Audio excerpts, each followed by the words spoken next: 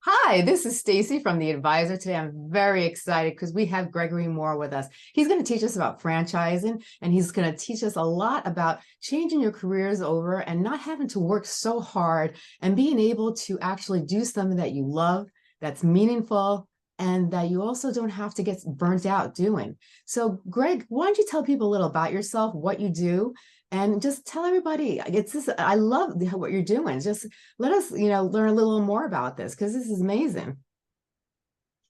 Thank you, Stacey. I appreciate you having me. Well, basically what I do is sell franchises. I mean, that's the boring part, is sell franchises. What really comes down to is it's life-changing events that I help people with. When people come to me, they're looking at the fact that they don't have enough time in their schedule to do the things that they want to do on a regular basis. They're looking down the road, or they don't have enough money to retire on, and they want to do something different. They want to change their lives. They're the hero of my story. They're the Luke Skywalker that's out there, trying to accomplish that big major goal. And I'm their Yoda that kind of helps them and guides them through that process of finding that the right path for them, and then ultimately reaching their goal of whether it be financial freedom, schedule freedom, or just having a little extra something on the side. Some of my folks are coming to me. They may want to get out of the corporate world altogether. They've had enough of it. They're ready to move on, and they want to take over a franchise full time. We have plenty of those. There's other people who are not quite ready. They don't really want to take that big step yet of stepping away from the corporate world because they like that paycheck every 2 weeks still, but they know that at some point in time, they got to get out of it, or they got to have something extra. So we have passive franchises, semi-passive franchises that people can run on that. And I got my start back in franchising, unbeknownst to me, right back when I was in high school, where I worked for Taco Bell. And I actually worked for a master franchisor out of Taco Bell. And I helped the lady that owned those, I helped her grow her restaurants throughout the Sacramento, California area for Taco Bell. So I found that it was just absolutely fascinating that I could walk into any Taco Bell and be run exactly the same way each and every time. I just had to make certain everybody was on track, doing what they were supposed to be doing, treating them right, and we built up sales and we helped them grow. I went on to become a restaurant manager for another restaurant chain that went into electrical engineering and physics. I worked for semiconductor industry for about 15 years as well. And then when I started getting my master's degree, I read Robert Kiyosaki's books, Rich Dad, Poor Dad. And then that got me thinking that there's got to be something better out there than, working 7 to 5, 5 days a week, sometimes 6 days a week. I needed some control over my life, some schedule flexibility, time to do things I wanted to do. So I got out of the corporate world, got into franchising, ran my own franchise for a while. It was a Schooley Mitchell telecommunications consulting franchise. Dennis Schooley was great. He really set the stage for what franchising was all about to me, helping me grow, helping me build that up. And I did that for a while. And then I decided that, I really like helping people and business owners, which is what I was doing with Schooley Mitchell, but I really want to help other people realize their dreams like I realized mine. So at that point in time, I could do whatever I want, whenever I want, had my own schedule on that. The money was much better coming in than working for corporate world. The harder I work, the more money I make. I didn't have to wait for, that evaluation every 6 months to see how I was doing. My customers evaluated me every single day, every single minute. So I always knew where I was at with them. That was good. So that got me into it. And I've been doing that for about 10 years now.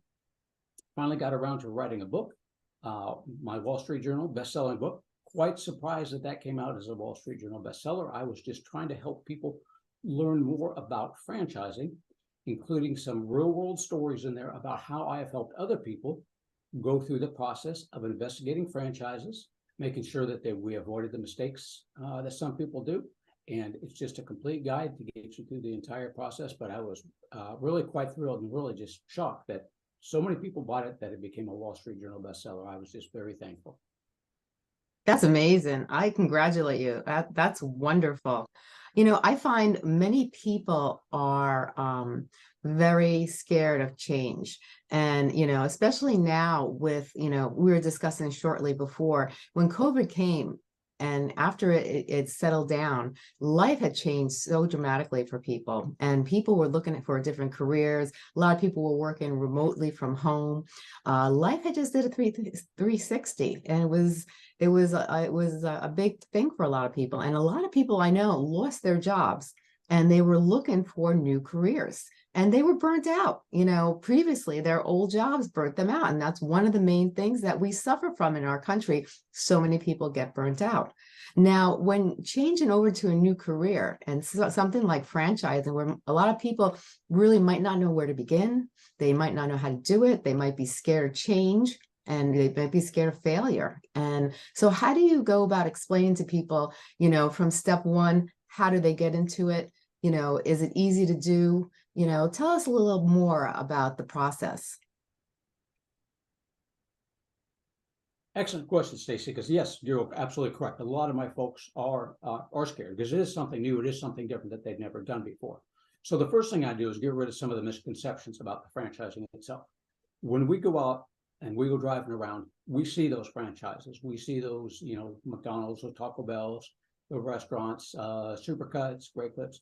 We see all those and we think that's what a franchise is. Well, that is a brick and mortar franchise. That's only one section of the franchising world. So they think they got a building, they got to build it out, they got to put a lot of money into it, they have to have a lot of employees.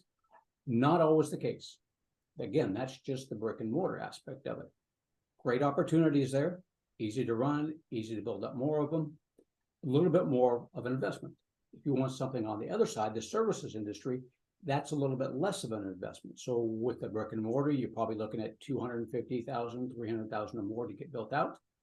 And you got a few employees that you got to work with. You go into the service industry, now you're looking at $150,000, $100,000 to $200,000 investment range on there.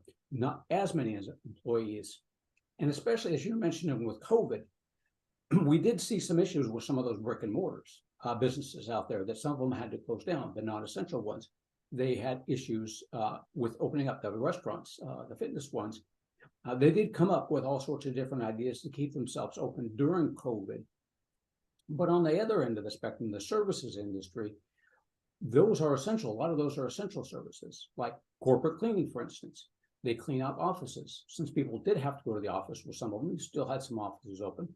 You needed those offices cleaned even more often than you did before to sanitize them, to get rid of all those germs there on that. We still had to have electrical services. So you had to have your electrical services ready. You still had to have HVAC, your air conditioning and heating. That's an essential service that had to stay in operation. You still have your plumbing. You have to have your plumbing services, restoration still. And we still had a lot of home improvement going on with there. So with COVID, as you mentioned, there was a lot of changes, but a lot of people were staying home, not necessarily going out on vacation. So they spent a lot of money on improving their house. So we see franchises then really coming up and really taking off. So as you were asking, what are some of the issues? What are some of the fears that people come across? One of them is, how much do I have to invest on that? So the services industry, you don't necessarily have to invest a lot. So money investing is the biggest thing that people are concerned about. The other thing that people are concerned about a lot is time investment. Do I have to put a lot of time in there? Do I have to quit my job? Well, no, you don't have to quit your job on that. Well, I was an engineer. I actually went in with another engineer, and we bought the dry cleaners. It was not a franchise, it was a private business, but we got a dry cleaners, we had storage units, we had rental properties. We ran those semi-passive. So we just had managers doing it. With the franchising system, you could do the same thing, is that you have a manager run it, and they're called semi-passive franchises. And some of them have management teams that run it for you, so they're passive. So the big things, time investment, money investment, those sort of things are variable on that one. The other thing is that people are worried about, as you mentioned, Stacey, whether or not they're going to succeed. How successful? What's the failure? So when we're looking at that, and when I'm talking to my people, that's one of the things that I ask them is, do you want to get into an emerging franchise? So like Orange Theory, if you just started out with Orange Theory back in the day, you didn't have a lot of them. So you were taking a chance. It shot up and took off, but nobody knew it was going to happen. So are you that kind of person where you can think, I want to hit that emerging franchise and I want to take off with it, and I'll take my chance of whether or not it actually emerges? Or you want to take a step back and say, I want one that's been in operation for 10 years. I want one that's got 100 or more franchisees on it. I want that entire team to help me out, because franchising is a team effort. You're part of that team, and that team's going to help you grow and help you build that business up. So we have to sit down and talk about exactly where is your risk level at. Right. I think that's a great point. And, when people invest in these things, like franchises, service franchises, brick and mortar, if they are worried that they might not have the funds, is someone like you who is a consultant for franchise, do you actually have resources that they can go to actually get them help financially? Yes, we certainly do. We have people that fund franchises on a regular basis. So funding Oh, franchises, yeah, that's all they do is they fund franchises. So funding them is actually comparatively easy to do. oh, Franchises, yep, franchises have a proven record of success. So my funding people that do it, they already know that franchises got a proven record of success. Part of that record of success is being able to pick out the right franchisees. So they know they've done it before, they know they picked it out. So there's no guarantee that if you start looking to do a franchise, that franchise is going to say, yeah, we'll sell you a franchise. But they're not there to sell you a franchise. They're there to find a great partner in their system. So in doing so, that leads to a good success rate, and that leads to the funding people making it easy for it. What it comes down to is simply my candidate's credit score. As long as you got a good credit score, funding a franchise is easy. Many different people in many different ways, not necessarily with your standard SBA loan. If you're stepping away from your job, you can do a 401k rollover, you can do an IRA rollover. So if you're not wanting to go into debt, then you could just use that retirement money. That's what I did with mine. That's more of a personal decision for most people, whether or not you want to use retirement money or whether or not you want to use other people's money to invest in that franchise and grow it. wow. I didn't realize that there were so many options, because when you think of franchises, the first thing that comes in your head is big investment. And I think that's what scares people. And I don't think people realize that there are a lot of options. If you really want to do this, there are a lot of different options that you could take in order to, pursue your dream. So I didn't know that. That's a great statement. Very true, Stacey. And just one thing to add on there, it doesn't matter as far as a service industry franchise or a brick and mortar franchise as far as how much money you can make. So just because you're investing less money doesn't mean you're going to make less money. And just because you're investing more money doesn't necessarily mean you're going to make more money. They're just different franchises. Both have opportunities to make some good money. It's just more of a matter of the way you, as my candidate, sees yourself running and helps you reach the goals that you're trying to reach. Wow. I wonder, like, do you ever get clients that, are fixated on maybe doing one specific type of franchise, but they could actually have better options if they go in a different direction? Do you actually make people see it, well, you have experience in this field, or, you could probably make more money if you go in this instead of this? Because sometimes what people don't realize is that they have one thing fixated in their mind, but they don't realize that if they go another route, they could do so much better, and it might be even less stressful in certain areas. That's a How do good you point, feel about Stacey, and that? that's exactly what I do. Go ahead. I'm sorry. No, I was just going to ask you how you feel I, about that. okay, yeah, you're exactly right, Stacey. There are people that come in and they've got some ideas to begin with first, and they want to go with their ideas. What I do is, as part of the process, is educate them on franchising and the different industries that are out there. We do look at where have you been, where are you at now, where do you want to be?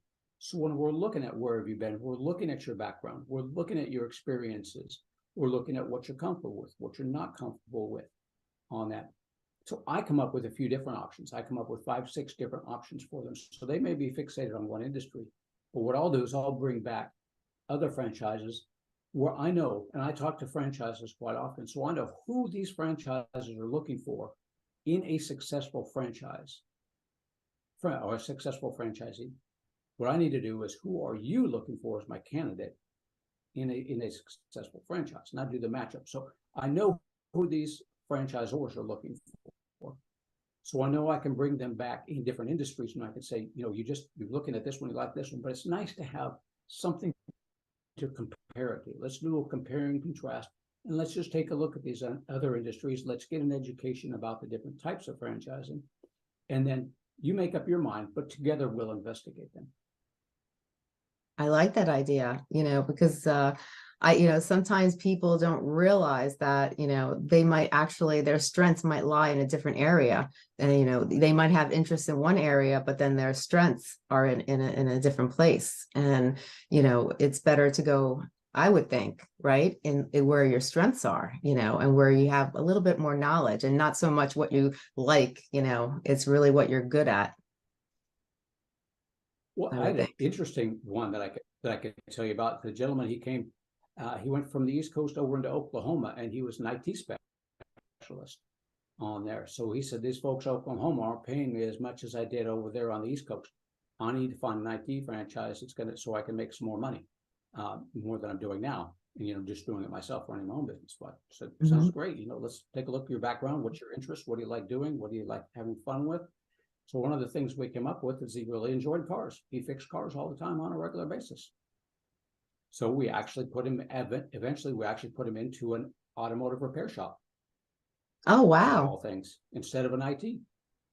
Because I said, I'll bring back IT. Here's your IT franchises. Take a look at those, see how much they make, see what you got to do. Let's take a look at the automotive franchise. You like cars, you like working on them. You're not going to be doing that. You're going to be running the business, but it's something that you like and you feel good about. So just take a look at it, investigate it. You can always just say no, but let's just take a look at it. He ended up going in that route, said, that's the one. Happily ever after.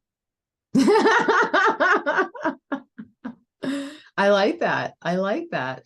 Now, what motivated you to write this book? And tell everybody the title and where they can find it also.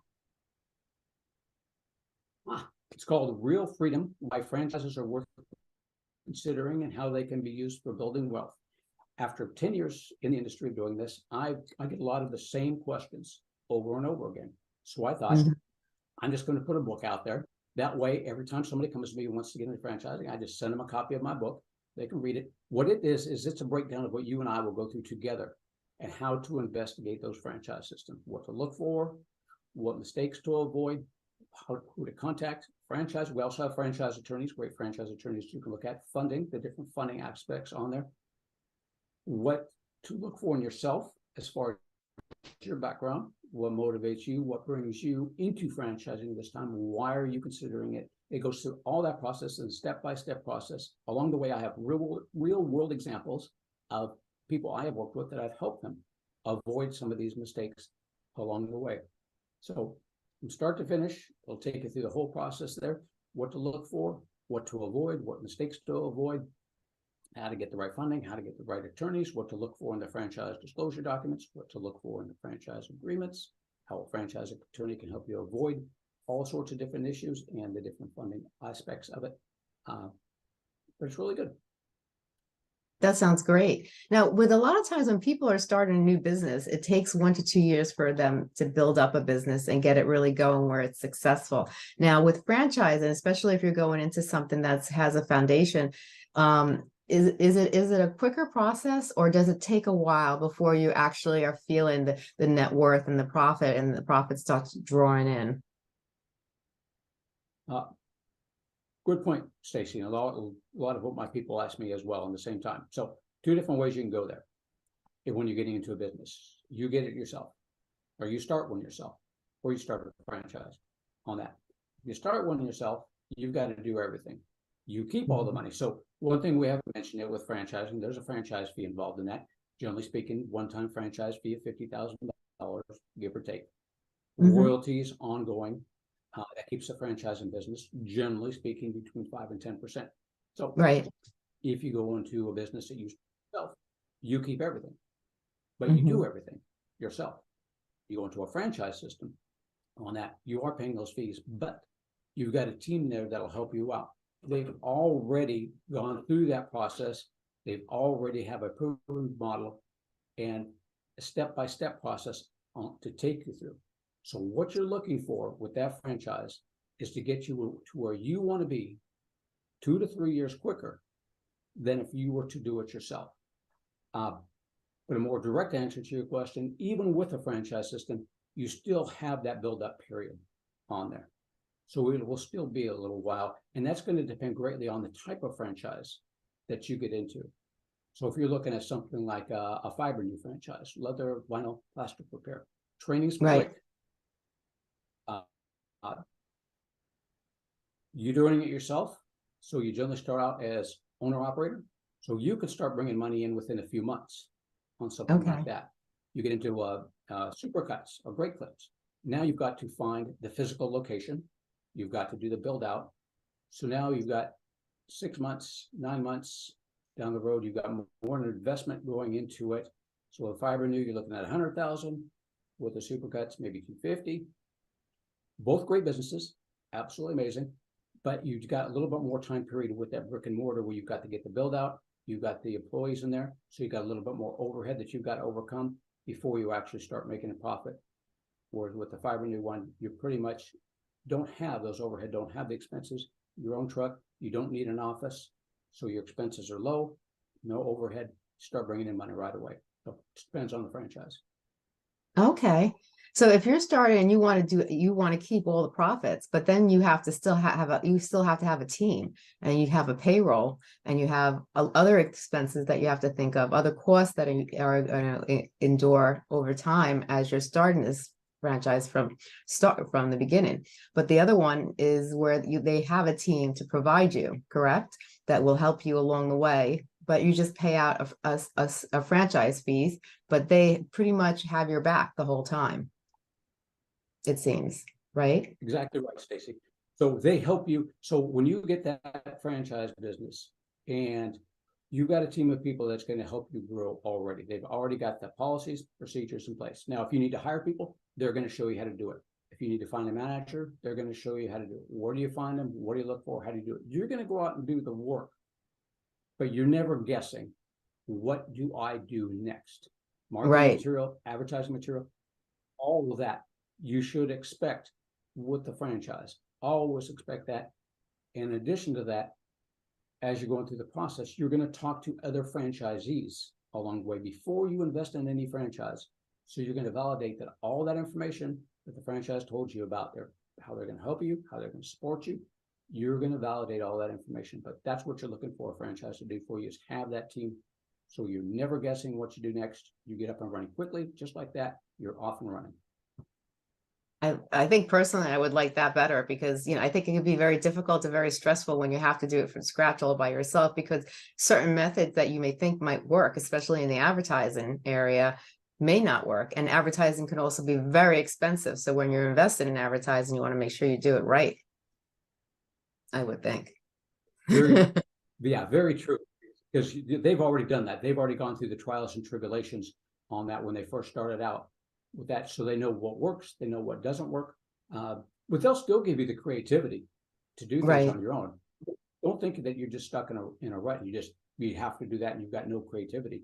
I had a lady that was in Las Vegas area. She worked for the gaming industry, hotels on that. She got into a tutoring franchise over there in Las Vegas Valley. And she said, when she first started, she said, you guys aren't hitting up any of the hotels and motels around the area. Why is that? And they said, it's just not something we've ever done before. She said, well, I'd like to do that. And they said, go right ahead, feel free. I mean, you're still able to do things that you want to be creative within that franchise system. They've got the processes where they show you, this is what you do. If you follow our system, your chances of success are that much greater. She didn't want to. She tried it. It didn't work out, and then she just went back to doing the way, they said they laid it out for her. And then she did fine after that. But it just goes to show that you still have some creativity that you can bring to the table. Right. On that. They just have everything lined out. This is what we've done. If you follow this, your chances of success are that much greater. Right. And is there like different companies take a certain different type of percentage, where some companies might take, let's say 15%, some companies might take 20, some companies might take 25% of the royalties? Is it different each type of company they're dealing with? Or is Yes. What it's going to depend on those percentages is what they do for you. Okay. So the more they do for you. So if you go into the staffing industry, for instance, with staffing, you do a lot of temporary staffing. Mhm. So the reason you could do better in a franchise system than if you were to do it yourself, because you have to foot the bill for that temporary staffing person before that company pays you back for that. Okay. So you send somebody a temporary staff person, you're paying their wages, you build the company that you're working with pays you on a monthly basis or whatever. With a staffing franchise, they're going to foot the bill for that temporary employee. So you don't have to come up with your cash to do it. They do it. So they're going to charge a little bit more. So then you'll be on the higher end. You'll be at 10, 12, 15%, Okay. something like that. But it's always depending on what that franchise is going to do for you. As you're looking into it, you just have to determine on your own and talking to other franchisees, is it worth it to you to Right. get into a franchise? Do they give you any help with location? Because sometimes location can be key where you decide to, have your business. Is it, is visibility play a big part in success, like where you locate your franchise? Or is it basically the advertising that really brings people? Or does it depend on what industry you're getting into? You're right on that, Stacey. Depends on what industry you're getting into. But if you get into a business that is a brick and mortar, two things you need to expect from them, since you're not an expert at it, is one, as you pointed out, Stacey, what's the best location? Second one is you're not going to buy that spot, you're going to lease it. So you want them to do lease negotiation for you. So when you're Oh, looking at okay. a brick and mortar, you want to look, right? So you want to look at who's going to help you find that location. Now they're going to work with you on that. Generally, in my experience, they'll come up with 2 or 3 different locations and they'll ask you on that. Here's 2 or 3 locations, any one that you like better than the others, but these are the ones that we found have the traffic, have the visibility.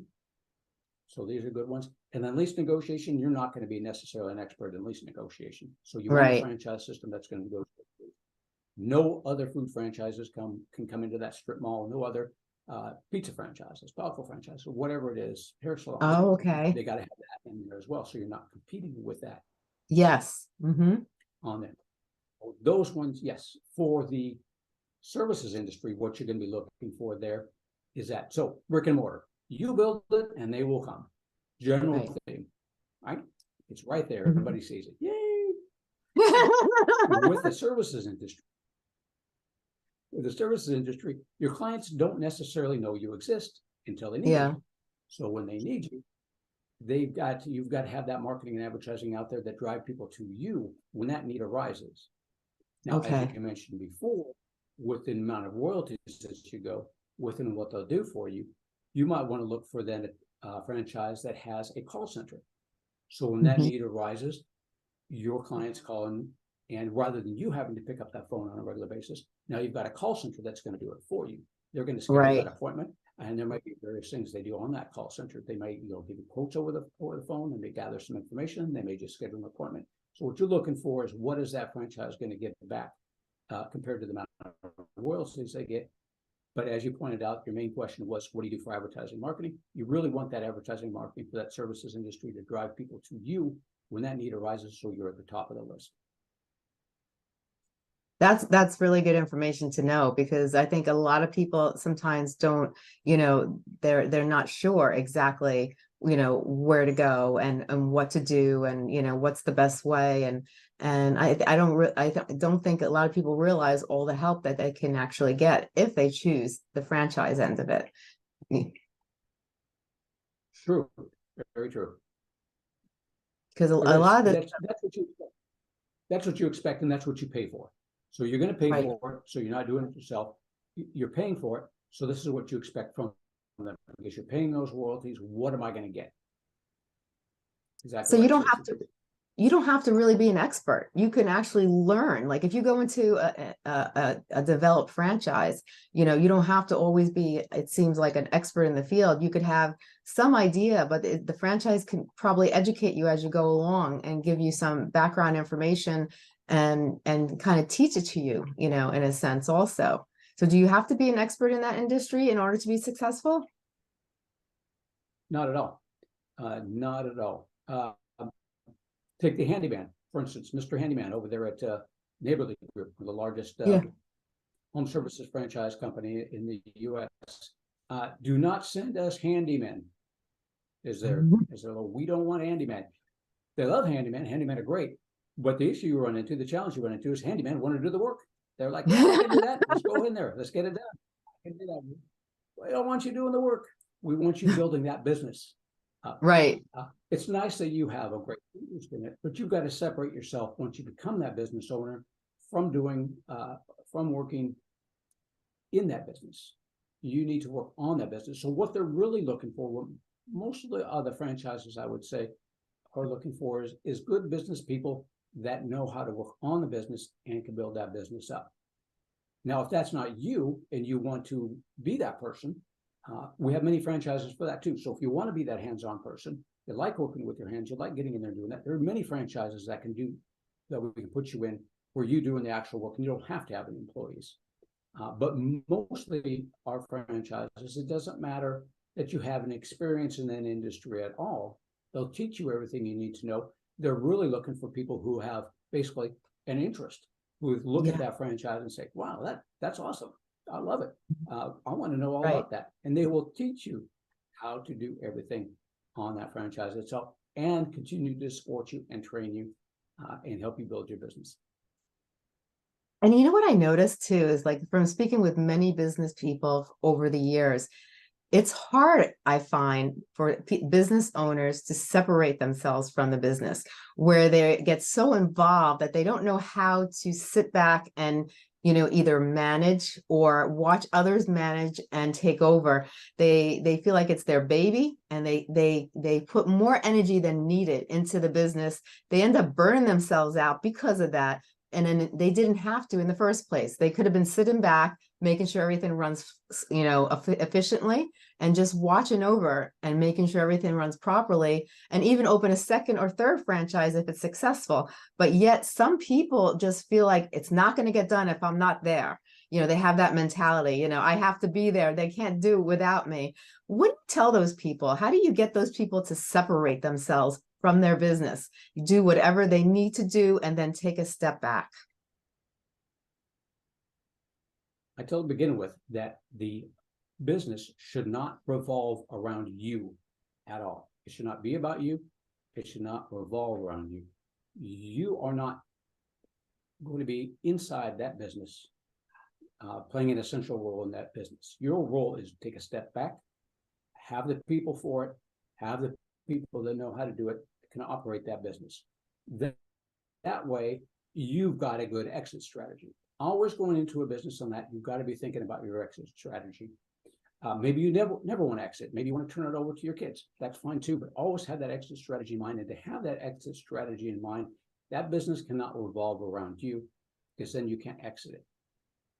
So make certain that it runs without you, because the only way you're going to be able to go on vacation on a regular basis, which is one of the reasons why you got into the franchising world in the first place, is so you had more time for yourself. Exactly. If the business does, the only way you can do that if the business does not revolve around you. It's got to operate independently of you. You guide them, you help them, you build them, you move them in the direction they should be going. Once everything's running fine, more opportunity for you to get into another business, build up another location, get another franchise, whatever it is you want to do. Just spend more time with family and loved ones, but that business cannot revolve around you. Always have that exit strategy in mind, so you can just step away, sell it off, build another one, or just do whatever you want. And I feel that's so important too, because life is all about making memories with the ones you love. And, when people get so involved in work, it takes away that time that they could be spending time with the people they love. And really, that's what you really want. You want to get to that point where you could actually enjoy life, enjoy your family, enjoy the people you care about, and not get so involved with work where it burns you out and you can't even function. Because how could you come home and function and you're so burnt out and have a happy relationship with your family if you're so tired and burnt out from a hard day's work? So I think a franchise is an excellent idea, especially if you want to take a step back and just watch others, build your business and make your business successful, especially when you have a team that's willing to be by your side and show you the strings and the ropes. Exactly right, Stacey. And even with the books that you point out, there's, building up your health and becoming more, healthy through natural things, is also the mental aspect of it as well. You don't Yeah. want to have to be worried about that business or concerned about it. That business revolves around you. When you're not there, then you're worried about it. So just like you probably point out in some of your books as well, that, the mental aspect of it is that you pull yourself back, everything runs smoothly. You're a calmer, more relaxed person that way. Exactly Right. how we want you to be. Now, if you had to give people a couple of tips about getting started and how they, things that you think are important for people to know, what tips would you want to share with the audience today that you think are beneficial? Know what you're looking to invest. If you want to get into a business, what are you comfortable investing money-wise in that business? What are you comfortable investing time-wise in that business? Know that those two aspects before you start looking into a business. And then look at yourself 5 to 10 years from now. Picture yourself where you want to be on that. And then putting all those three together, we can get together and we can look at franchise businesses that fit your time budget, your money budget, and we'll get you to where you want to be in the picture of your mind, what you have pictured in your mind in the next 5 to 10 years. So always think of those things. And, we can handle the rest through questions and all that later. Have you found people leaving their careers and then going into the franchise business and saying, I had enough of this, and then they turn to get into the franchise business? Yeah, about 50-50 is what I do. I have about 50% investors and 50% what we call corporate refugees that are getting out of the corporate world. They just had enough on that. Right. So yeah, about 50 in that one, where they really want to more time. I just put a guy into kitchen remodeling franchise a few years back that stepped away from his corporate career. And he built that one up and said, cool, that one's done. Sold it and then got into another franchise. Oh, excellent. excellent. He's doing it all over again. And he left his corporate. So, yep, quite a few, 50-50 on that. Oh, that's wonderful. I like that idea a lot, and it's profitable and it's less stressful than the corporate world for sure. Definitely. Now, where can we find you if people want to contact you? Oh, go ahead. Finish what you wanted to say. Oh, one thing we didn't mention, Stacey, was the fact that this is your business. So your exit strategy is also, selling that business. Keep in mind the business itself for about nearly 3 times, profit on that. So you build that up to a nice profit range, and you just want to sell it off after that. Many people buy franchises. Usually, other franchisees in the system will buy your franchise from you once you get that franchise built up on that. So you make money along the way, and then at the end, you sell it, make even more. So it's not a bad deal.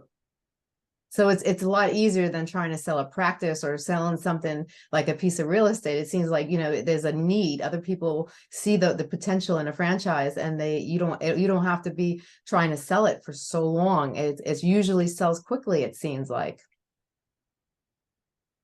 those franchises. Yes, that is absolutely correct. Quite a few people come to me looking for resale franchises. I don't always have real good resale franchises, because the first thing that's going to happen is that when you tell the franchisor you're going to sell your franchise, they're going to alert other franchisees that are close to you that are also doing well and say, hey, John over here wants to sell his franchise. Any takers from you folks that are already running a very successful franchise?